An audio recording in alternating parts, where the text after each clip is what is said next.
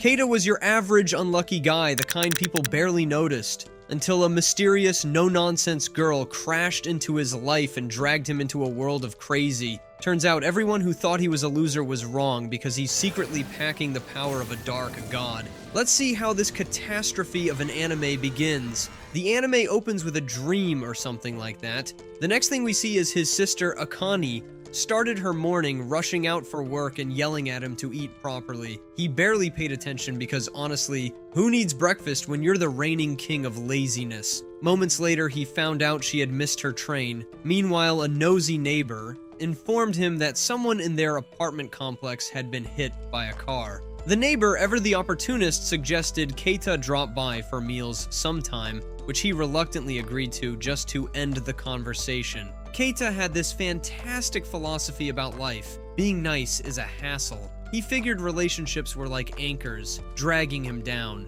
When his classmate Risa showed up late to school with him, she seemed overly happy about their shared tardiness. Just in case you're wondering why, it's because misery loves company, apparently. Risa bragged about winning a prize, and Keita thought she might share the spoils, but nope, she'd already invited someone else. He couldn't care less. Socializing was not his thing. The two of them eventually reached class and their teacher decided to ignore their lateness. Lucky break. Later, Risa flaunted her concert tickets by inviting another classmate while Keita was invited for karaoke. He almost said yes before his antisocial instincts kicked in and he declined with a lame excuse about being busy. Instead of partying, he hit the arcade, stuffed his face with food, and wandered into a shop for some light reading. There he ran into a little neighbor girl who invited him over for dinner. You can guess how that went. He dodged that invite too. Later, Keita biked to a restricted area because rules are for suckers. He climbed an unfinished highway just to watch the sunset. How poetic. On his way back, he spotted someone at the train station who looked eerily like the woman who got hit by a car earlier. Creepy, meanwhile, Risa was enjoying her concert when her friend pointed out someone who looked just like her. Doppelganger alert. Keita wasn't one to ignore a good mystery, so he decided to follow the woman he saw. Years ago, his mom met her own doppelganger and died shortly after.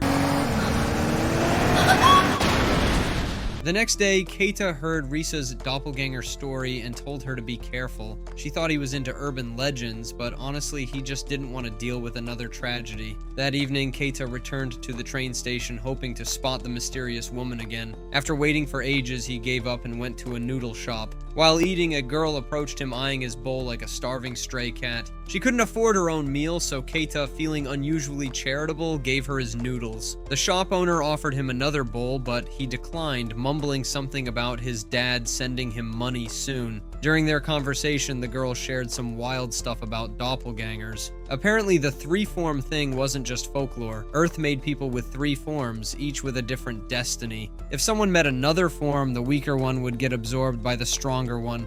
Fun bedtime story, but before Keita could process this, a burly guy stormed in and whacked the girl with a stick like he was playing whack-a-mole. The noodle shop owner tried to help but got shoved aside. Keita, channeling his inner hero, grabbed a chair and charged. Spoiler alert, it didn't end well for him.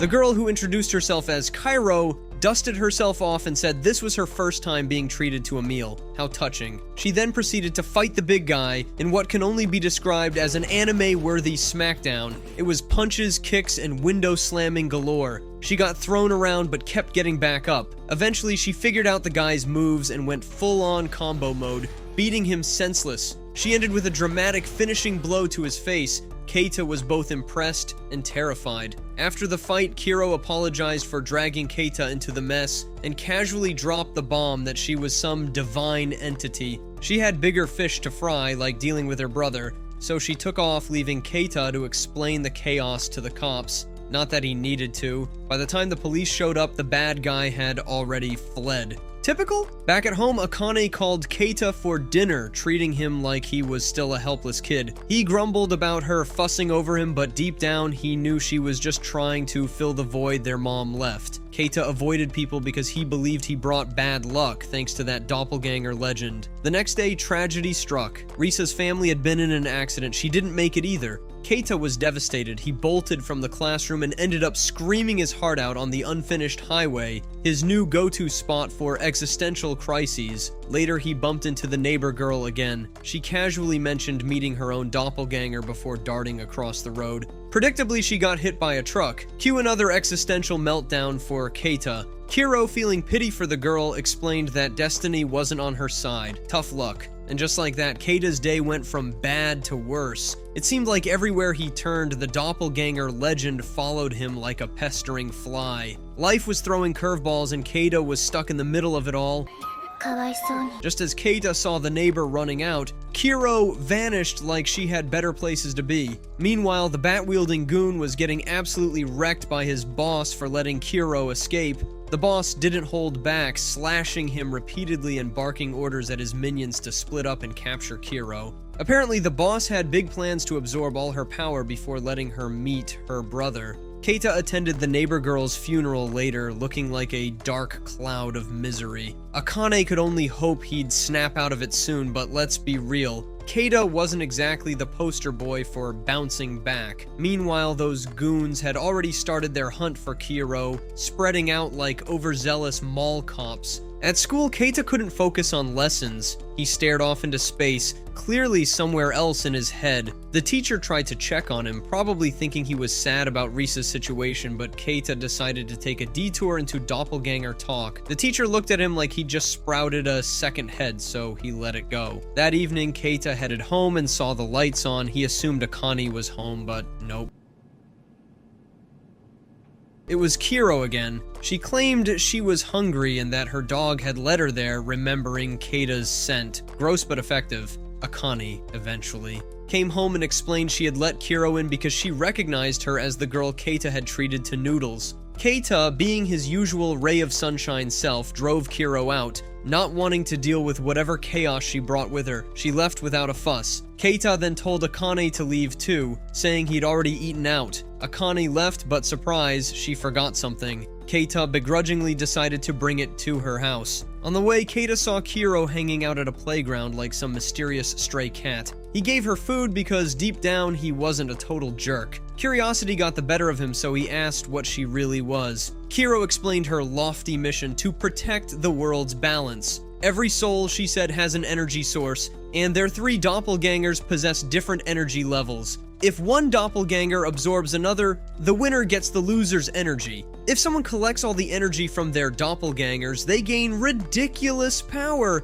Keita apparently had doppelgangers out there too, but hadn't met them yet. Lucky him. After finishing her meal, Kiro decided to leave, not wanting to be a burden. Unfortunately, the ancient tribe chasing her had other plans. They tracked her down and surrounded both of them. Keita, of course, was in way over his head, but Cairo recognized these people instantly. Their leader bragged about taking down 4 balance protectors like her before, and declared his intention to steal her power for himself. His subordinates attacked first, but Cairo handled them like she was auditioning for an action movie. The leader then revealed his trump card, launching an invisible slash that Kiro couldn't dodge in time. He followed it up with a barrage of attacks, showing off the skills he had gained by absorbing other world guardians. Things looked grim. Just as he was about to finish Kiro off, Keita, in a moment of rare bravery or stupidity, called the police. The leader smacked the phone out of his hand and delivered a strike straight to Keita's heart. Assuming Keita was down for good, the leader smugly retreated, but not before committing some pointless theatrics. Kiro, realizing Keita was on the brink of death, grabbed him and fled. Desperate to save him, she created a magic circle. The leader, relentless as ever, found them and realized Kiro had formed a contract to save Keita's life.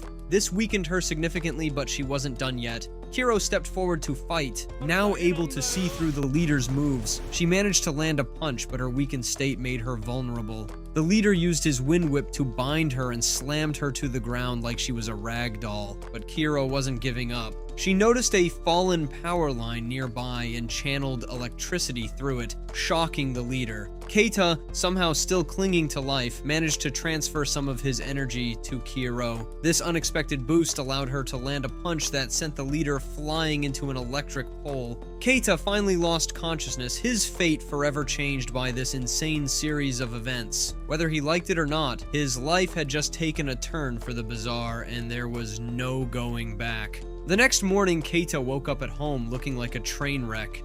He noticed blood on his shirt and realized the nightmare he had wasn't just a bad dream. Dragging himself to the living room, he found Cairo lounging there like she owned the place. She casually dropped a bombshell. She had swapped hearts with him. Yes, hearts, as in the thing keeping you alive.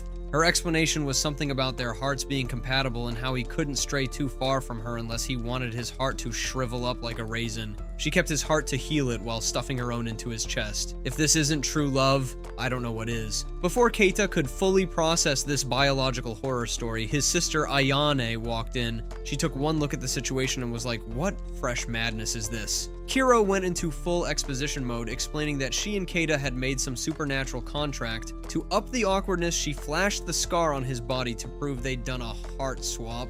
Ayan, understandably, looked like she needed a gallon of brain bleach. Keita, meanwhile, had a meltdown and stormed off to his room, declaring this was all Kiro's fault. Honestly, for once I agreed with him. Kiro looked like someone kicked her puppy after his rant, but no time for moping. Somewhere else, the shady organization responsible for Kiro's earlier attack was conducting human experiments because apparently being evil is a full-time job. Their leader, a white-haired guy with a face only a villain could love, was the target of Kiro's revenge plan. Later, Keita's teacher called to check if he was okay after hearing about his fight. Keita said he was fine, probably wishing the teacher could also fix his life. Meanwhile, Cairo, fresh out of the shower, thanked Ayane for letting her use the bathroom. Ayane, being the only functional adult in this mess, helped Cairo get changed, while Keita collapsed into bed, pretending sleep could solve his problems. Spoiler, it couldn't. Kiro told Ayane she needed to stick close to Keita to harmonize their powers, or something equally ridiculous. Ayane, clearly a masochist, decided a shopping trip would be a fun, bonding activity. Dragging a grumpy Keita along, they hit the mall and bought Kiro a wardrobe that would make a fashion influencer jealous. Keita looked like he was dying inside the entire time, which honestly was the highlight of the day. The next morning, Keita went back to school, leaving Kiro at home with strict instructions not to wander off. Like that was ever going to happen. While Keita was busy pretending his life was normal, two hunters from the evil organization showed up to kidnap Kiro. Because her powers were still on the fritz, they overpowered her pretty quickly, roughing her up like bullies in a bad high school drama. Keita, meanwhile, started feeling chest pain, realizing something was wrong. Kiro, using some sneaky moves, managed to distract her attackers, grabbed Keita's handkerchief, and bolted out the window, climbing down an electric pole like a budget superhero. Back at school, Keita's teacher, now suspiciously invested in doppelgangers, called him in for a chat. Kiro burst in mid-conversation, panicking and asking for help. That's when she realized the teacher wasn't just shady, he was part of the evil organization.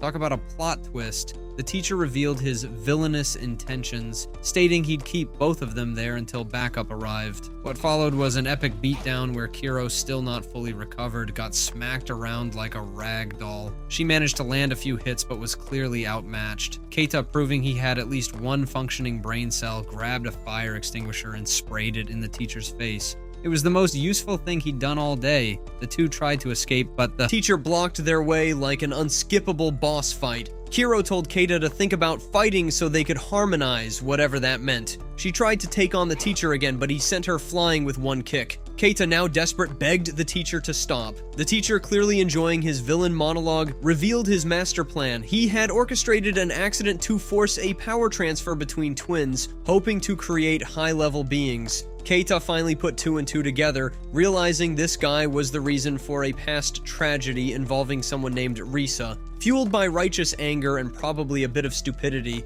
Keita decided the teacher had to go. Finally, Keita and Kiro synchronized their powers. Kiro, now powered up, delivered a jaw-shattering uppercut that sent the teacher flying out of the building. Ayane was at work when Keita called her, clearly panicking about something. Unfortunately, she couldn't rush home because she was on shift. While she was busy trying to focus, a man suddenly approached her. He seemed like he needed help, but instead of acting normal, this guy grabbed her hand. Ayane, bless her innocent soul, assumed he was a confused tourist. Before she could figure out what to do, a little girl appeared and yanked the man away. It was adorable in a weird way, but here's the twist. These two weren't ordinary people. They could sense some intense energy coming from Ayane, the kind of energy that made them curious. They also noticed the guardian energy they'd sensed earlier was fading, probably thanks to some magical nonsense contract. Typical. As Ayane rushed off, these two mystery weirdos decided to tail her.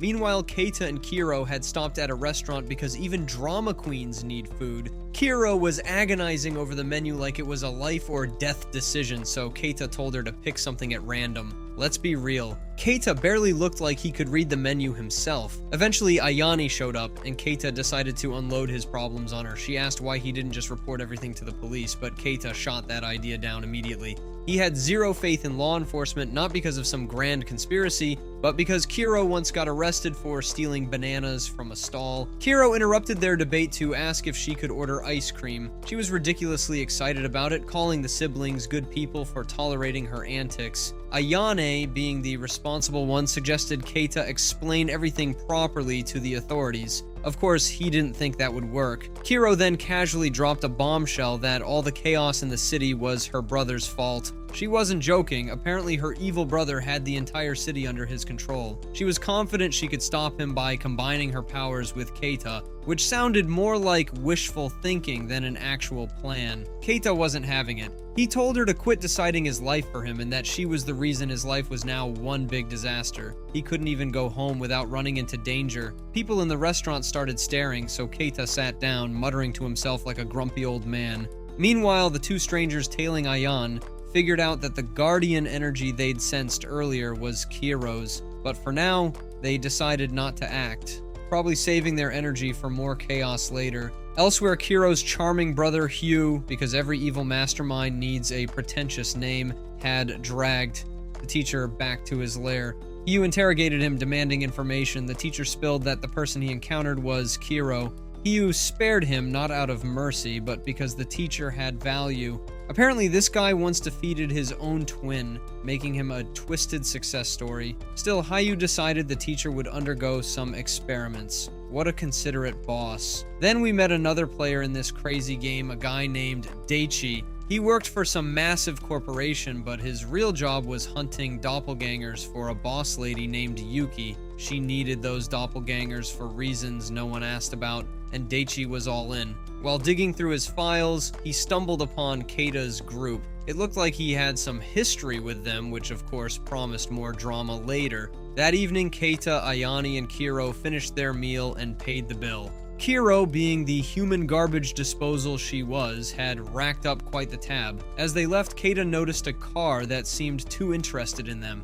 It didn't take a genius to figure out they were being followed. Dragging his sister and Cairo along, they made a run for it, heading into a back alley. Unfortunately, their luck ran out when a gang of motorcyclists showed up, blocking their path. These were Hyu's lackeys here to snatch Cairo and deal with the siblings however they wanted. The bikers charged, forcing Kiro into action. She fought back but got tied up by one of them, who then tried to ram her with his bike. Keita, proving he wasn't completely useless, attempted to activate their contract to power Kiro up. While he fumbled with that, one of the strangers tailing Ayane jumped in to protect her. This guy told Hyu's goons to back off, threatening to deal with them himself. When the bikers didn't listen, he knocked them all off their bikes, like it was a casual hobby. Only then did they agree to retreat. Kiro realized these two weren't ordinary people. They were another guardian and contract partner duo. Ayane recognized them and tried to approach to thank them, but Keita stopped her. He wasn't about to let anyone drag his sister into more trouble.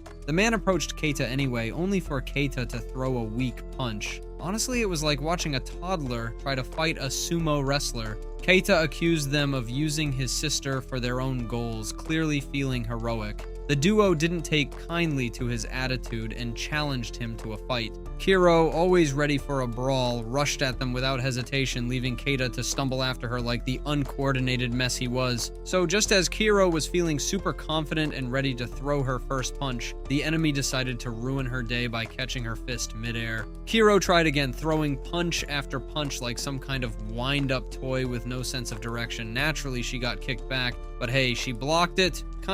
She blocked it a little before getting knocked down. Undeterred, she threw a hook punch that the guy dodged with the grace of a guy who definitely doesn't skip leg day. He acknowledged that Kiro was strong, but that didn't mean he was going to give her a free pass. He said something about not using his unified state, whatever that means. Probably just him showing off. Then this guy kicked Kiro in the face and she managed to dodge, but not really. She got tagged anyway. The guy wasn't slowing down. It's like he had a vendetta against Kiro's face. Meanwhile, the girl watching them fight turned to Keita, asking if he wasn't going to help unify. Keita is really going to save the day. He was too busy moping around. Watching Kiro get knocked around was enough to make him realize that she'd always been trying to protect him. A real hero, I mean, she was doing all the hard work while he watched from the sidelines. Great partnership. So in a moment of inspiration, or panic, Keita asked if they could win if they unified. Kiro wasn't sure. The suspense was killing everyone, but I guess they went for it anyway.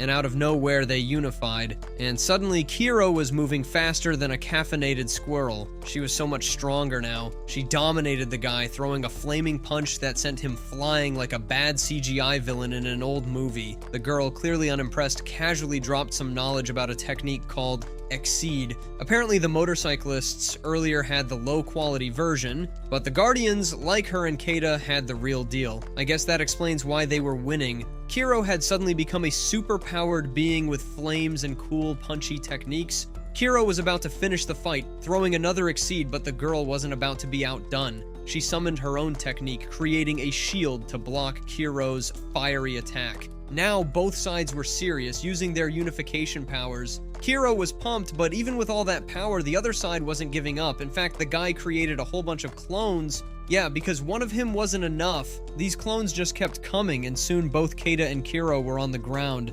looking like they'd been through a meat grinder. But then, because apparently everyone has a soft spot, the two fighters stopped to explain that they were just defending themselves. They didn't want to fight, but Kiro's hostile attitude forced them to. The two mystery fighters took Kiro and Keita back to Kei's house for a heart-to-heart. Turns out these two were from the European Guardian Alliance, which sounds pretty official and all, but, you know, they're probably just a bunch of glorified weirdos with too much time on their hands. They came to Japan to investigate some energy imbalance, which, of course, had something to do with Ayane. They'd figured out that Ayane had energy that wasn't normal. Yeah, nothing about Ayane is normal, just look at her track record. The girl explained that Ayane's energy might have come from a connection to a guardian. Well, no kidding, they could have just asked Kiro. Keita wanted to know when all these weird events in Japan started, and the answer was 8 years ago, so basically it's been chaos for 8 years and no one knows what's really happening. Fantastic. Oh, and they also found a photo that might be Kiro's mother, but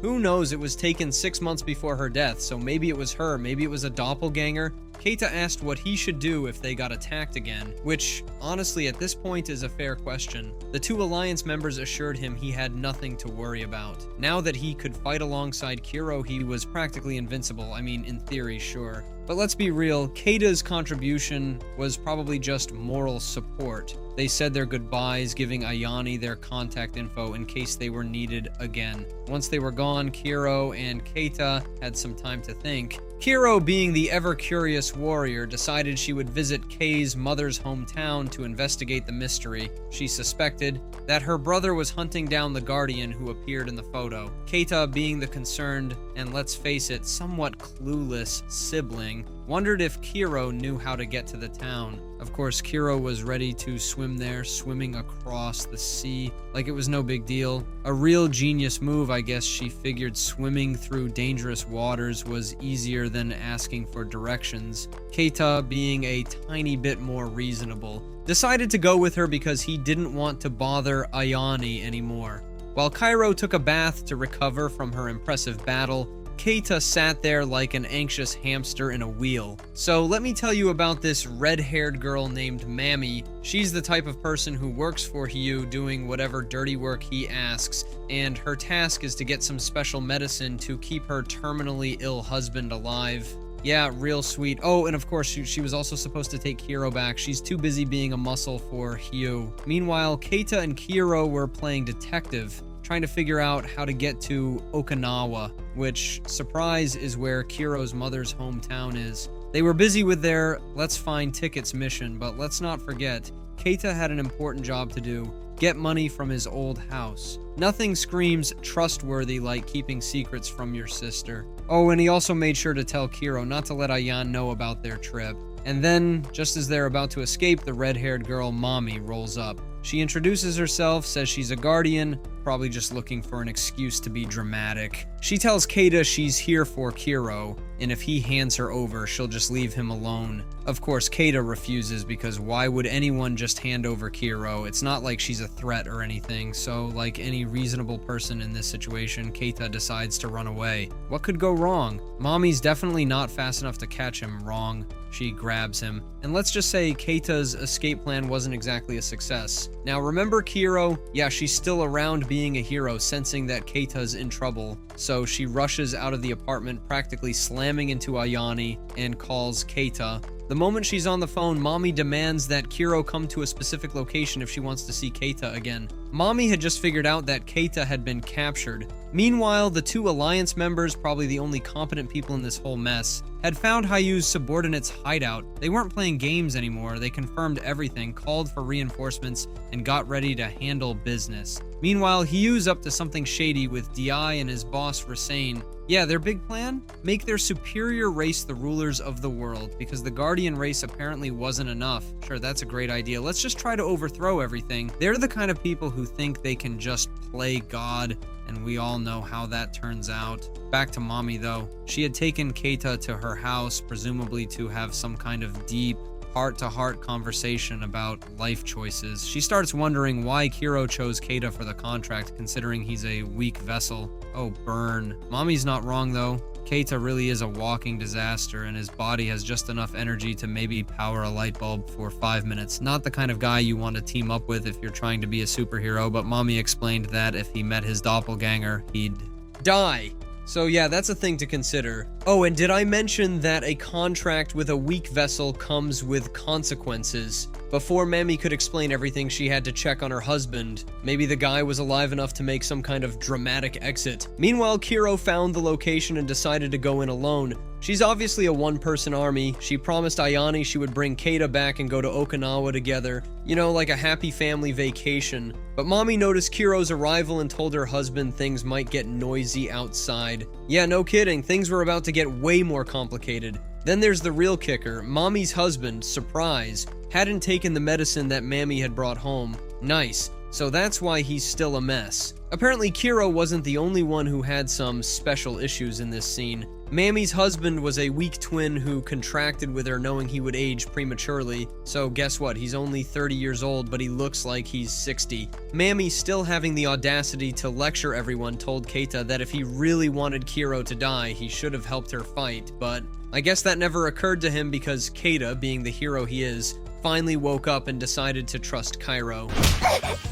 He realized he didn't want her to die, shocking, so he finally transferred his power to her, probably because he realized he was just a useless bystander in all this drama. And here comes the action.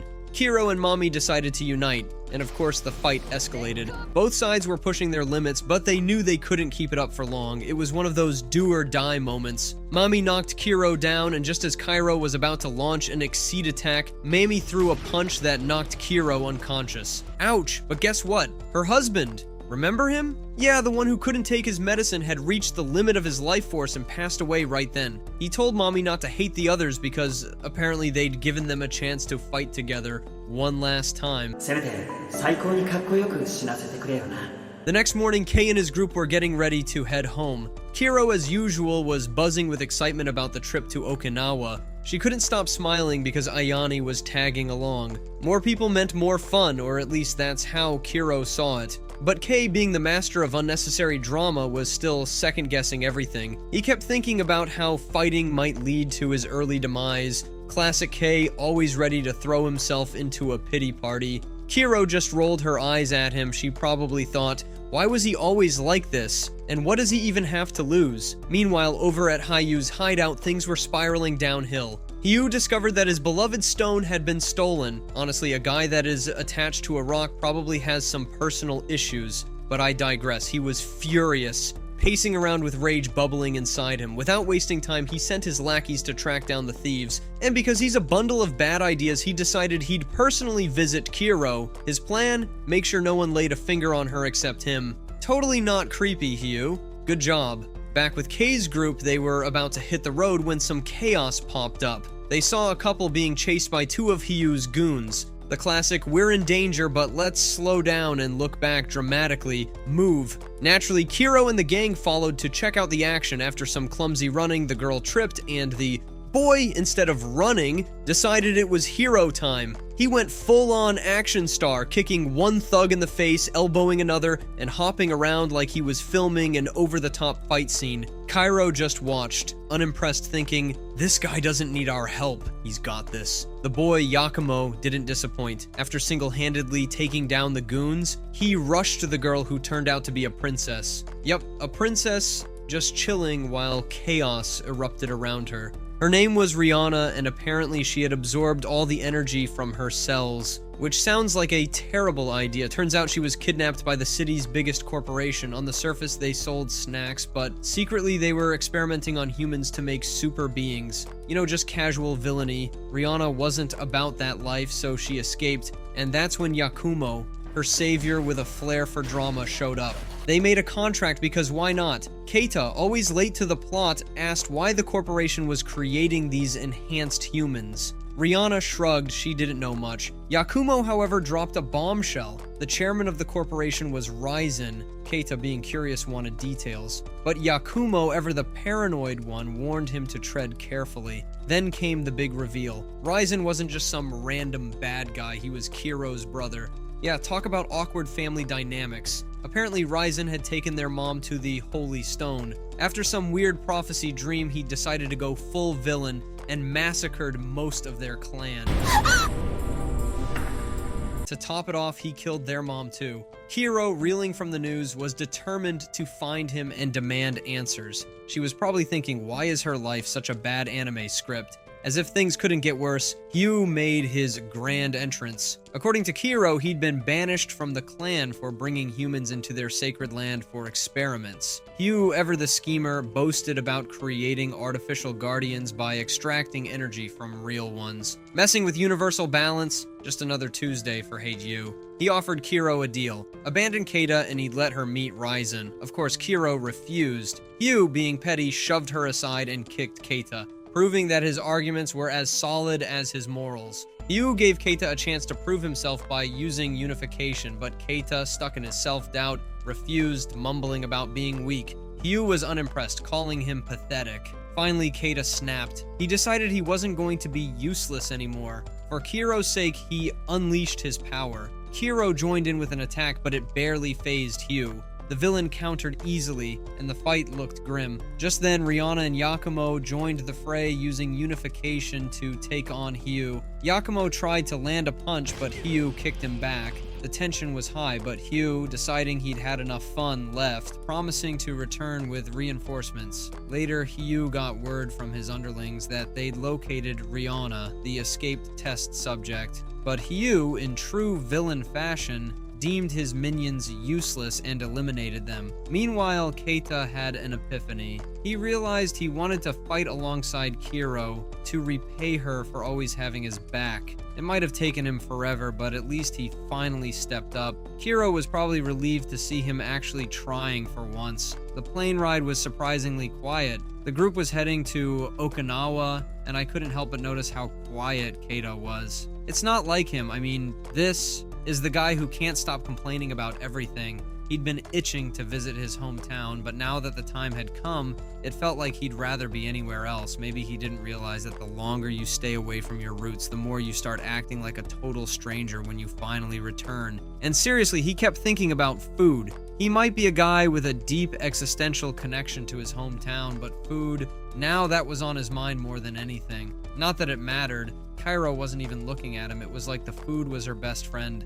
If there was ever a competition for who could eat the most without a single care in the world, Kiro would win hands down. Forget the scenery, forget their mission. She was just focused on feeding her stomach. At least someone had their priorities straight. We landed in a lawa, which had more energy in the air than a group of sugar-fueled toddlers. Kiro noticed it right away, but didn't really care. She was probably planning her next snack while Keita tried to figure out what was going on. As for him, well, he was less concerned about energy and more about, well, everything else. We rented a car, because that's how things work when you've got a mission to accomplish and no time to waste. But guess who wasn't interested in looking at the breathtaking ocean views? Yeah, Keita. He looked bored like a child who had already seen the world and decided it wasn't all it was cracked up to be. I didn't even care about the ocean at this point. But Keita, he was so unimpressed, like someone who had never experienced true joy in his life.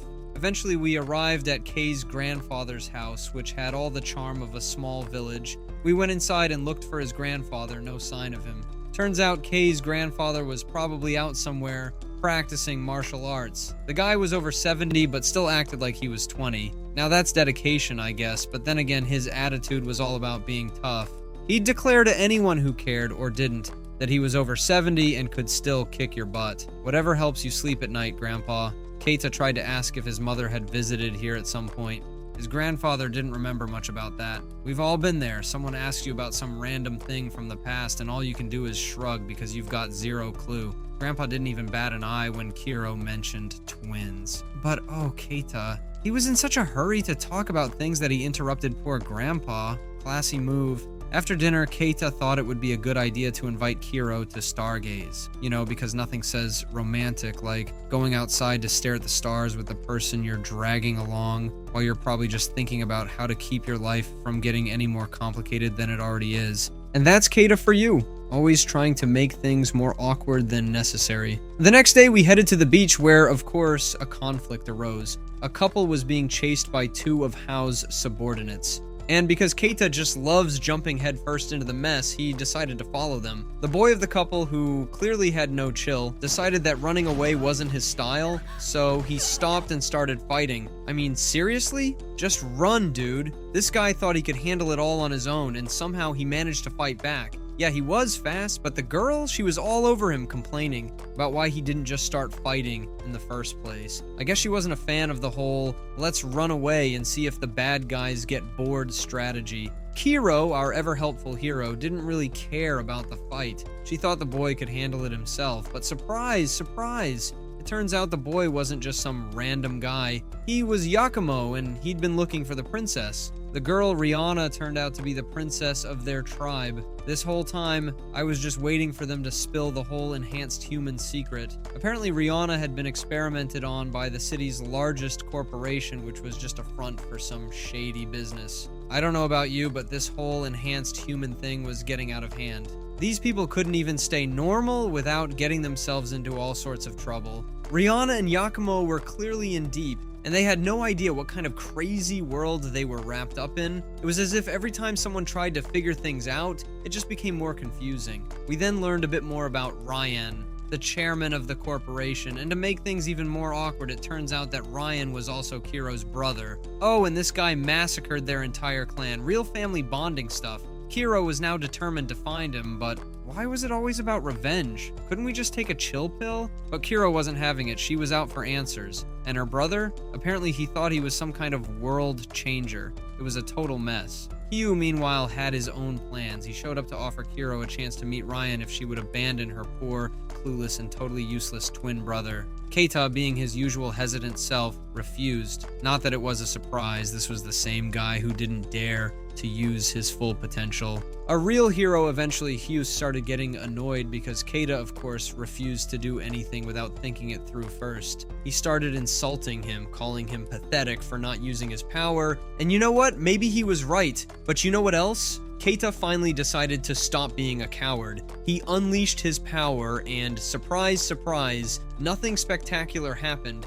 It was a tiny push, but hey, at least he tried. Barely. As they faced off with Hugh, Yakumo and Rihanna showed up, and they used unification to join the fray. Yakumo landed a punch, but guess what? Hugh kicked him back. The whole situation was a mess. But it didn't end there. Hugh was determined to fight again, and next time he was bringing his contractor. Meanwhile, the subordinates of the corporation were just, well, being useless. As for Keita, he finally came to his senses. He realized that Kiro had saved his life, and it was time to return the favor. So now he's on a mission to protect her, which, if you ask me, he should have done a long time ago. Keita, the guy with more issues than a fashion magazine, was stuck thinking, something he doesn't do often. He had no idea what Ryan was trying to do with all this creating high-ranking people nonsense. Ryan had an agenda, but Keita wasn't sure if he was strong enough to do anything about it. Of course, he probably wasn't. This is the same guy who can't even get a decent breakfast without getting distracted. But there he was, pondering how he could save the world like he was some kind of hero. Spoiler alert, he wasn't. He went home after his deep moment of self-reflection and told Ayan to go to bed, as if he was some kind of father figure. Ayani sleep-talked about how much she trusted him, and I'm sitting here wondering why she trusted this doofus, but hey, maybe she saw something in him that I missed. Maybe that was the problem. She hadn't seen his complete lack of a plan phase yet. Meanwhile, Ryzen was making moves. He told Yuki he'd be heading to Okinawa soon and promised to find Yuki's copies and make them into high-ranking people. Apparently, that's how the inheritance works in this messed up world. You turn into some kind of superhuman, and then your father hands over the family business. Simple, except Ryzen was probably about to screw it all up, but whatever, let's not focus on the details. Ryzen realized he had visitors coming his way, none other than the Guardians Alliance. They were here to find him, and boy, they weren't messing around. The girl in the group told Yakumo not to go easy on Ryzen just because they had some kind of past relationship. But the moment they entered the area, it was like the bad guys came out of nowhere and surrounded them. Classic, but it's not all bad, because these Guardians were tough. They decided to hang back and let the main characters leave first because, you know, they weren't about to do the dirty work, but hey, at least they weren't dead. Then enter the villain monologue, because what would an epic showdown be without one? Ryzen and Steiner, the white-haired uncle, met face to face, and the atmosphere was filled with so much tension it could be cut with a knife. The girl with the Guardians, Exel, was also there. Things got weird, and Yakumo wanted answers about the horrible things Ryzen did to their clan. But, like always, Ryzen was not in the mood for explanations. He just wanted to talk about rebuilding the world like he was some kind of philosophical genius, please. Rebuilding the world usually means ruining a lot of people's lives first. Steiner wasn't having it. No forgiveness for Ryzen. Not today, buddy. So what does Ryzen do? Instead of discussing things like a mature adult, he goes full attack mode, launching a massive strike. But surprise, surprise, he left his subordinates behind to clean up the mess. So Steiner and his group, even though they were caught off guard, didn't let Ryzen win that easily. Exel used her powers to block the attack. At least she had some sense. After all that chaos, Ryzen just hops onto a helicopter and takes off, just like that. No biggie. Meanwhile, Steiner and his crew weren't done. They rushed after Ryzen, but oops, too late. He was already gone. Like a bad decision on a Tuesday, he was out of there, back to the mess of characters. Enter Day, remember him? He was Keita's old friend who somehow thought getting into this whole doppelganger business would help him understand the mysteries of the world. After watching Kei's mother die, Day decided to infiltrate the corporation. You know, because that's totally the best move when you don't know who's on your side. So Day learned that the corporation Ryzen was leading had a little secret, searching for doppelgangers to make them into superhumans. Just another day in paradise. Day, of course, wanted to know if Ryzen was weak or strong, but Ryzen, being his usual charming self, told Day he was weak, just like Keita, and that probably made Day feel a little better. Not that it mattered, because Day was still determined to get in on the action. Like, dude, you're already in it, just accept that and stop pretending you're not. The next day, Kuro was getting a lesson in martial arts from Kei's grandfather. Meanwhile, Keita decided it was a great time to sneak off to the beach. He's supposed to be figuring out how to save the world, but nope. He's practicing martial arts like some kind of ninja on vacation. But then, wait for it, the ring on his finger lit up. Guess who showed up? His mother's doppelganger. You just had to get involved, didn't you? So his mother's doppelganger was standing there and she recognized him. She admitted that she was the person in the picture Keita had been holding onto for dear life. She had been brought here years ago to fight with the Guardian on the island, but, things didn't go as planned. She felt guilty for causing Keita's mother's death and was disappointed that he was stuck in this doppelganger mess. Yeah, well, Keita wasn't exactly thrilled either, but the guy couldn't even get a decent meal without thinking about his problems. His priorities, let me tell you. Meanwhile, the Guardians on the island had their own drama. They were planning on asking Kiro's group for help, but of course things went sideways. They met an acquaintance from their tribe, only to discover that she was a traitor who came back to screw them over. And just when things couldn't get worse, Kuro went searching for Keita and ran into the red-haired Guardian girl. She was freaked out, having just realized that her entire tribe had been massacred by the very guy standing in front of her. Kuro tried to play it cool, but no, it didn't work. You remember him? The one with zero morals appeared and grabbed Kuro. He taunted her with the knowledge that Keita was likely already dead. He was draining Keita's energy and showing his true colors.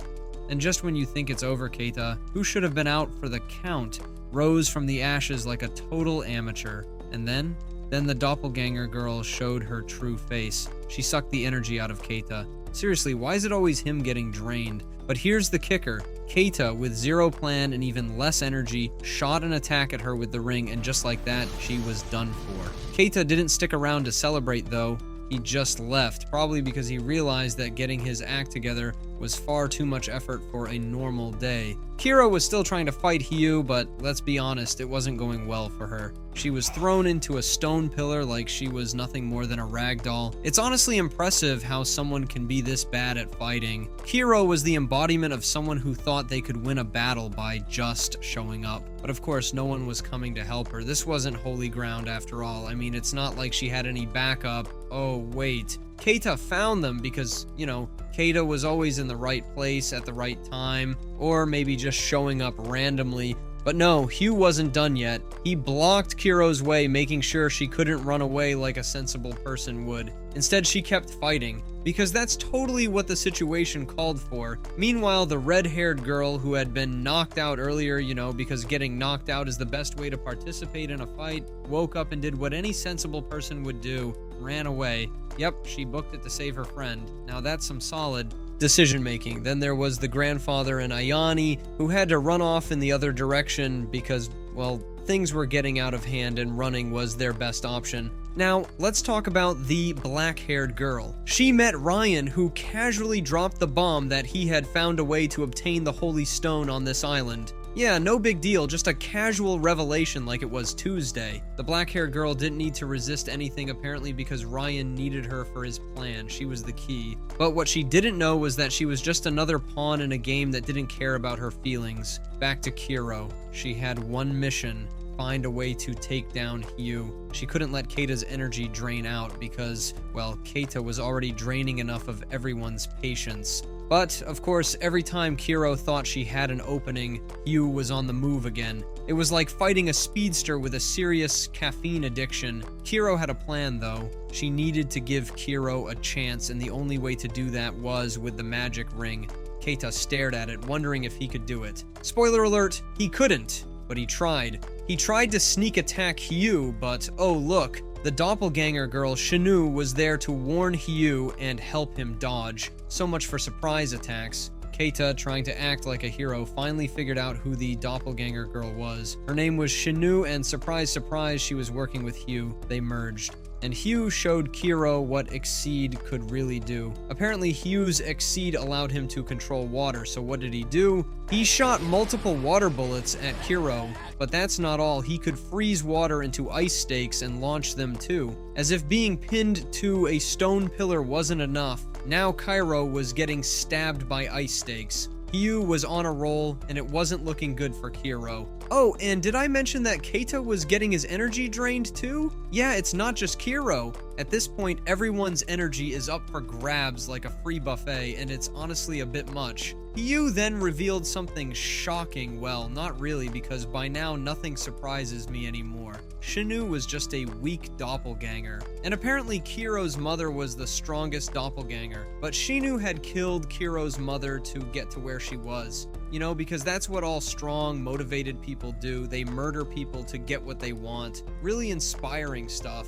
Meanwhile, over in the land of why is everyone so dumb, Day showed up. he was here to meet Ayan and, oh, by the way, invite her to the corporation, because of course that's how the plot moves forward. And how did Day get the invite in? By lying, because that's always a reliable way to build trust. He told Ayani that Keita was there too, which, spoiler alert, wasn't true. Ayani didn't look thrilled about it, but hey, at least she wasn't the one getting tortured. Back to the drama, Hugh was still making Kiro's life miserable. He went on to explain that special cases like Shinu could absorb energy from their surroundings to maintain their merged form. And the best part? Hiyu could merge indefinitely without it affecting his partner's health. So basically, Hiyu had a power-up that made him nearly unstoppable. But wait, there's more. His Exceed also allowed him to control all types of liquids, meaning he could literally freeze Kiro's blood or make it explode, because why not make the situation worse? And, of course, as Kiro was getting tortured, Shinu started complaining. She talked about how unfortunate she was and how she envied Kiro's mother's happy life. You know, the kind of life that she ruined by killing Kiro's mom. But here's the kicker. When she looked at her life, she didn't see happiness. She just saw misery and regret. You've got to hand it to her, though. She was good at playing the victim. Keita, being the hero he wasn't, punched Shinu away because that was his big move. Punch her and hope for the best. But then, of course, he did what he does best. He gave energy to Kiro to merge with her. He wanted to give Kiro a chance to defeat Hugh, but Kiro wasn't playing around. She activated her Exceed and went straight for Hayu. And then, she punched him full force. Guess what? Hugh went flying. Yeah, he got hit so hard he was blown far away. You'd think that would be the end of it, but nope. Keita had given Kiro as much power as he could, which, to be fair, wasn't a lot. And when Kiro launched her full force attack, it was like watching a turtle fight a rhino. You knew who was going to win, but it was fun to watch anyway. But wait, there's more. Shinu, like the drama queen she was, started complaining again. She cried about how unfair life had been to her and how she didn't want to die because, you know, after all the murder and betrayal, she was the real victim here. Keita, feeling all emotional for no good reason, realized that this was just the way a weak doppelganger existed in this messed up world, and he hated it. He hated this world's principles more than anything. Because let's face it, when the world's principles are this dumb, you can't help but question everything. Finally, when Keita tried to pull Shinu out of the cave, guess who showed up? Day. And let me tell you, Keita's luck was about as good as a cactus in a swimming pool. He recognized Day, but then, as if on cue, he coughed up blood and passed out. Keita woke up in Day's house, looking like he had just come back from losing a battle against common sense. Seriously, this guy just couldn't catch a break. Day decided this was the perfect moment for some dramatic exposition. He revealed he had faked his death in the past. Just in case you're wondering why, apparently it's for the laughs. Then he changed his name and started working for the corporation. Typical Day move, fake your own death and reinvent yourself like it's a hobby.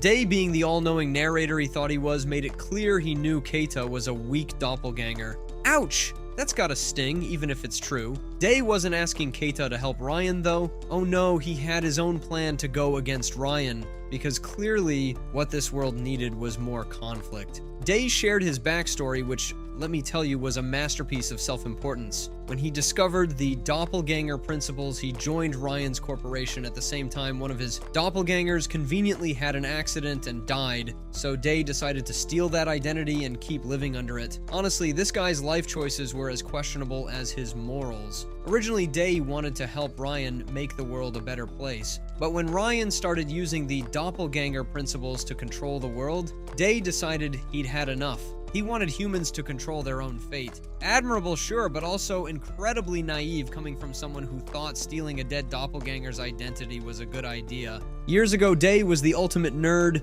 brilliant at studies but utterly insufferable. He thought everyone around him was beneath him. Can't say I blame him for isolating himself, though. He was so blunt, it probably felt like verbal knives every time he opened his mouth. Keita, ever the people-pleaser, had to step in to clean up the mess Day left behind. But Day saw through Keita's act. He thought Keita was a hypocrite because, while Keita made friends with everyone, he never actually got close to anyone. The irony here is painful. Eventually, the two became friends. Keita learned Day hated people who didn't put in the effort. while Day learned Keita avoided close relationships because everyone he got close to ended up dead. That's one heck of a curse. Day, being his overconfident self, believed he could defy fate, but when he suddenly disappeared, Keita was convinced the curse had struck again. Day wanted Keita's help now. He had a plan to help Keita escape the fate of being a weak doppelganger. This involved finding the locations of Keita's remaining entities and avoiding them like they were the plague. Keita took some time to think about it. Meanwhile, Kiro, ever the sneaky one, went to meet Day privately to ask about Ryan's location. When she returned, she overheard Ayane trying to convince Keita not to put himself in danger anymore. Kiro, realizing she couldn't let Keita get involved, decided to leave on her own. But Keita, in his usual noble idiot fashion, decided he wasn't going to let her handle things alone. Keita asked Day where Kiro had gone and then went after her. Meanwhile, Kiro met the red-haired girl again. The two were about to start searching for the black-haired girl when the red-haired girl froze. She had just sensed her friend had died. Because apparently in this world you can feel it when someone bites the dust. The traitor from the island tribe had used the black-haired girl's blood for some bizarre ritual involving water. And just like that, an island appeared in the sea. Talk about over-the-top reveals. Ayane, who had been chasing after Keita, suddenly decided this was the perfect time to confess her feelings for him. Sure, why not? Nothing like a good love confession in the middle of chaos. She hoped Keita would return safely, as if the power of love would protect him. Spoiler alert, it wouldn't. Meanwhile, Ryan was on his way to the newly appeared island because, of course, he was. Back with Kiro and the red-haired girl, they ran into Keita. Despite being about as useful as a broken flashlight most of the time, Keita decided he was going to help Kiro until the bitter end. He was her partner, after all. If only he could partner with some common sense for once. Day, on the other hand, had told Ayane to stay put in his house. He claimed it was the safest place for her given she was also a weak doppelganger. Turns out her main entity was none other than Yuki, the corporation president's daughter. Talk about a twist. But just when you thought things couldn't get more chaotic, Day suddenly called out Yuki's name. Because why not add some extra confusion to the mix? Meanwhile, Kiro and Keita finally found themselves face to face with Ryan at the location of the Holy Stones. I'd say it was the moment of truth, but honestly it was more like the moment of what now? Ryan was probably smirking, Kiro was likely glaring, and Keita was probably just trying not to trip over his own feet. Kiro was on a mission to take down Ryan, but let's be honest, the odds weren't in her favor. Ryan, ever the smug sibling, taunted her, pointing out how her partner Keita was nothing more than a weakling. And let's not sugarcoat it, he wasn't wrong. Keita was about as useful in a fight as a spoon in a sword duel. But Kiro wasn't the type to sit and argue. Instead, she immediately merged with Keita and went all out with an exceed attack. Spoiler alert, it did absolutely nothing. Ryan wasn't in the mood for family compassion either, deciding to show her just how merciless he could be. As the fight dragged on, Ryan noticed something odd about Keita. Sure, he was weak, but there was something unusual about him. Still, it wasn't enough to throw Ryan off. He quickly figured out Kiro's weakness and prepared to strike. Just as Ryan was about to land a brutal counterattack, Keita pulled off a desperate move, firing a technique from his ring to help Kiro. Of course, Ryan, being Ryan, laughed it off like it was child's play, then punched Kiro away like she was a ragdoll. Keita, bless his overachieving soul, wanted to give Kiro more energy. The problem is his body had hit rock bottom, but that didn't stop him from trying to pull the ultimate sacrifice move, thinking he could exchange his life to boost her power. Dramatic, yes. Effective? Not so much. Even Ryan had to admit that despite their glaring incompetence, Keita and Kiro had guts. He decided to honor their bravery by letting them die together. How thoughtful. Just when things were looking grim.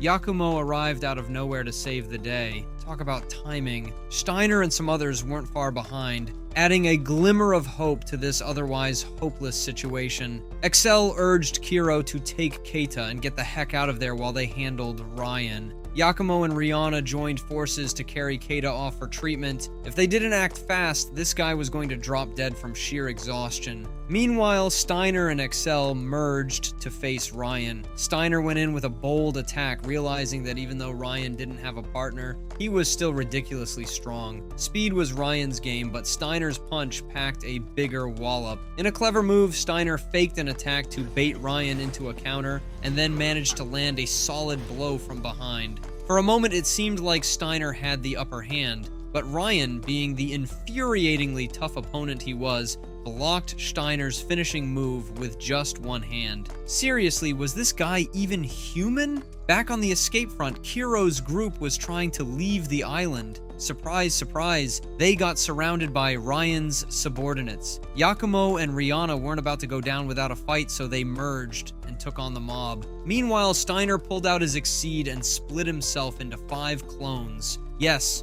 5. Ryan suddenly found himself in a tough spot, unable to fend off attacks from all directions. Steiner gave him a proper beating, proving that having a partner was a game changer. But Ryan wasn't done yet. Despite being cornered, he refused to go down. Ryan pulled out a familiar move, one he had used back at the corporation. It was devastating, but Excel managed to block it with a shield. The problem is Ryan wasn't running out of energy. Attack after attack, Excel's shield started to crack. Ryan finally broke through, sending Excel flying. Just then, Steiner rushed in, and the clash of their powers sent both flying in opposite directions. This was like a never-ending action movie, except the good guys were barely keeping up. While Yakumo's group handled the subordinates, one of Steiner's clones dragged Excel away from the chaos. Yakumo, ever the worrywart, wondered if something bad had happened to him. Turns out Steiner had been defeated, but he had no regrets. He had given it his all, and even Ryan seemed to respect him for it. Of course, that respect didn't stop Ryan from going back to the Holy Stone and trying to destroy it. Ryan reached out to the Holy Stone, ready to unleash its power, when out of nowhere a light spear pierced him. The culprit, Reagan. That's right, Reagan, who had apparently decided betrayal was the theme of the day. Reagan had secretly teamed up with Dai, and they had been planning to turn on Ryan all along. Ryan, shocked by this double cross, could barely process what was happening. Day smugly explained that breaking the Holy Stone would create a portal capable of reshaping the world according to Ryan's wishes. To close it, though, they needed a massive energy source. And guess what? That energy source was none other than Ryan himself. As the portal started to form, it began pulling Ryan in. Even then, Ryan couldn't resist lecturing Day about how misguided he was. He insisted that getting rid of him wouldn't fix anything. Typical villain behavior, always needing the last word. Suddenly, a massive explosion rocked the island, creating a black hole right in the middle of it. Chaos erupted as everyone scrambled to figure out what was happening. Kiro, Yakumo, and the rest of the group stared in disbelief. The black hole was swallowing everything in sight, and the island was quickly turning into a death trap. Ryan, still defiant, fought against the pull of the portal, but let's be real, this was not his day. The self-proclaimed master of fate was finally getting a taste of his own medicine, and it was glorious to watch. As the island crumbled around them, it became clear that the stakes were higher than ever. The portal wasn't just a problem for Ryan, it was a problem for everyone. The group had to find a way out before they got sucked into oblivion along with him. It was chaotic, it was messy, and honestly, it was a miracle anyone survived this far. But hey, if Keita could survive being the weakest link, maybe there was hope for the rest of them after all.